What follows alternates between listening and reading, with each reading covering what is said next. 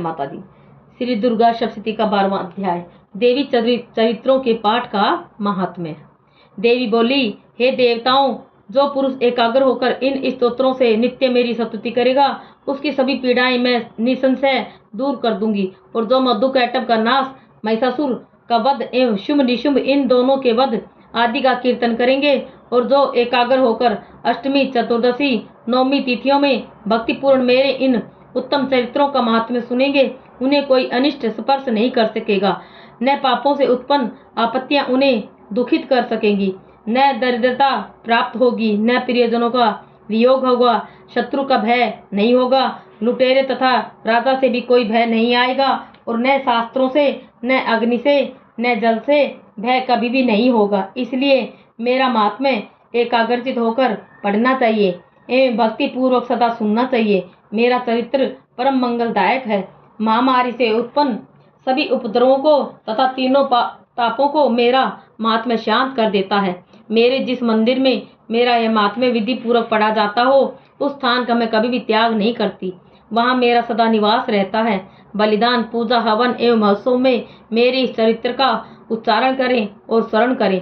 इस प्रकार विधि जानकर अथवा बिना जाने बलि, पूजा, हवन आदि जो कुछ भी करेगा उसे मैं प्रीति पूर्वक ग्रहण कर लेती हूँ।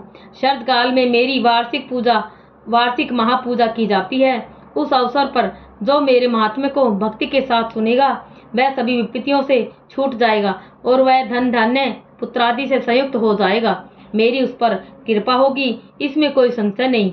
मेरे इस महात्म्य को, मेरी उत्पत्ति की पवित्र कथाओं को एवं युद्ध में मेरे पराक्रम को जो मनुष्य सुनेगा वह सर्वथा निर्भय हो जाएगा। मेरे महात्म्य सुनने वाले मनुष्यों के शत्रु नष्ट हो जाते हैं, उन्हें कल्याण प्राप्त होता है और कुल आनंदित रहता है। सभी शांति कर्मों में बुरे सोपन देखने पर, ग्रहों की दारुण पीड़ा होने पर मेरा महात्म्य श्रवण करें, उसके सभी उपद्रव शांत हो जाएंगे, ग्रहों की दारुण पीड़ाएं निवृत्त हो जाएंगी, मनुष्य का देखा हुआ बुरा सोपन सुख सोपन हो जाएगा। बाल ग्रहों द्वारा पीड़ित बालकों के लिए यह महात्म्य शांतिदायक है। मनुष्यों में फूट हो जाने पर यह महात्म्य मित्रता कराने में परम उत्तम है। सभी दुराचारियों के बल का भली भांति नाश कर देता है। पढ़ने से ही राक्षस, भूत, पिशाच आदि का नाश हो जाता है और मेरा यह सारा महात्म्य मेरी सन्निधि प्राप्त करा देता है। पुष्प, अध्र्य, दीप, धूप, गंध तथा उत्तम दीपों द्वारा मेरे पूजन से, ब्राह्मणों को भोजन कराने से, होम से, प्रतिदिन के अभिषेक से और भी अनेक प्रकार के भोगों पदार्थों के अर्पण से वर्ष भर जो मेरे अर्पण करके आराधना करते हैं, इससे जो मुझे प्रसन्नता होती है, वही प्रसन्नता मेरे इस महात्म्य के एक बार सुनने से हो जाती है।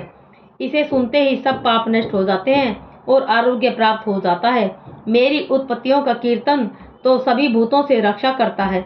युद्ध में वर्णित मेरा जो चरित्र दुष्ट दैत्यों के संहार करने वाला है, उसके सुनने से मनुष्य को शत्रुओं से किसी प्रकार का भय नहीं रहता।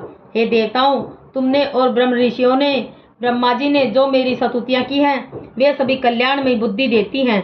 वन में सूने मार्ग पर अथवा वन की अग्नि से घिर जाने पर, सूने स्थान में डाकुओं से घिर जाने पर, शत्रुओं द्वारा पकड़े जाने पर अथवा वन में शेर, चीता एवं जंगली हाथियों के पीछा करने पर क्रोध में आकर राजा ने वध की आज्ञा दे दी हो या कैद में पड़ गया हो अथवा महासमुद्र में जहाज पर बैठ जाने के बाद भारी तूफान आ जाए, उससे जहाज डगमगाने लगे, ऐसे समय में घोर युद्ध में शस्त्रों का प्रहार होने लग जाए, सब प्रकार की बाधाएं पड़ रही हों, किसी महापीड़ा से व्याकुल हों, इस प्रकार की सभी घोर विपत्तियों से इस मेरे चरित्र का स्मरण करने वाला मनुष्य छूट जाता है।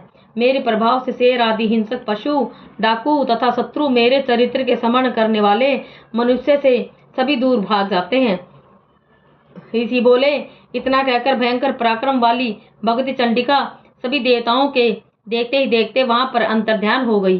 सभी देवताओं ने निर्भय होकर पहले के समान अपने अपने अधिकार प्राप्त किए तथा अपने अपने यज्ञ भागों को प्राप्त किया। हे राजन, बाकी दैत्यों का हाल सुनिए। जब देव शत्रु शुंभ युद्ध में मारा गया, जो इस संसार में विध्वंस पर तुला हुआ था, जो अतुल भयंकर महापराक्रमी था, उसके मारे जाने पर और फिर महापराक्रमी निशुंभ के भी मर जाने पर बाकी बचे खुचे दैत्य पाताल में भाग गए।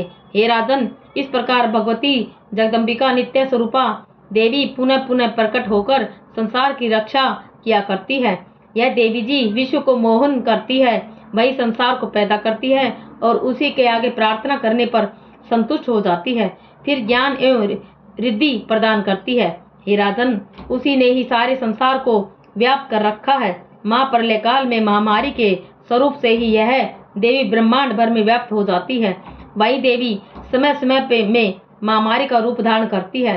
अजन्मा होते हुए भी वह सृष्टि रूप हो जाती है। वही सनातनी देवी समय समय पर प्राणियों का पालन किया करती है। मनुष्य के उन्नति समय में वही देवी घर में वृद्धिदायिनी लक्ष्मी का रूप बनाकर स्थित हो जाती है। फिर अभाव के समय विनाश के लिए अलक्ष्मी दरिद्रता भी बन जाती है। पुष्प धूप गंध आदि सामग्रियों से पूजा करके फिर स्तुति करने पर यही देवी धन पुत्र धर्म में मति शुभ गति प्रदान करती है। जय माता दी।